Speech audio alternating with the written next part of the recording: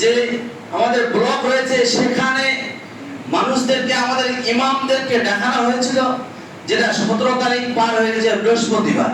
সেখান থেকে প্রশাসনের তরফ থেকে একটা বার্তা এসেছে যে আমাদের মুসলিম সোসাইটির যে ওয়াকফ বিল নামে একটা বিল পাস করছে বা করতেছে বা করার জন্য সিদ্ধান্ত নেওয়া হয়েছে, সেই বিলটা আজকে পাস হবে কি হবে না, হয়েছে কি হয়ে না, সে বিষয়টা আলাদা।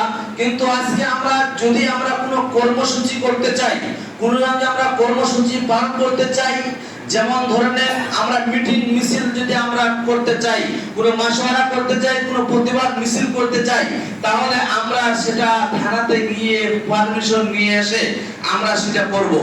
অযথা মানুষ আজকে অনেকে আমরা অযথা লাফালাফি করি, কিন্তু সেটা নয়। আমাদের সিস্টেম বজায় রেখে সেই কাজটা আমাদের করতে হবে। আমরা সেই ওয়াকফ বিল সম্পর্কে 2-4টি কথা বলা হয়েছিল।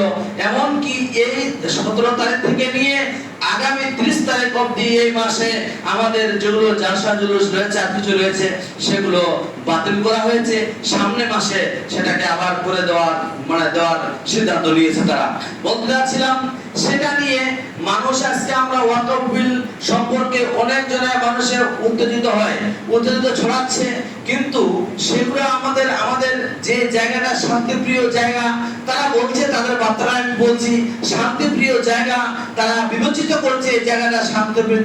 মানুষের অপপ্রচারে, মানুষের কোনো কানে না দিয়ে যেখানে সেখানে হুটহাট করে সেখানে সিদ্ধান্ত নিয়ে নেব, সেই সিদ্ধান্তটা গ্রহণ করতে আমাদের বারণ আছে। আমরা শান্তিপ্রিয় জায়গাতে বসবাস করছি।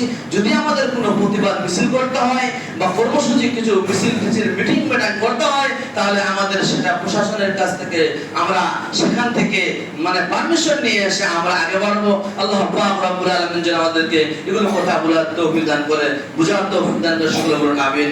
আল্লাহুম্মা আনসুর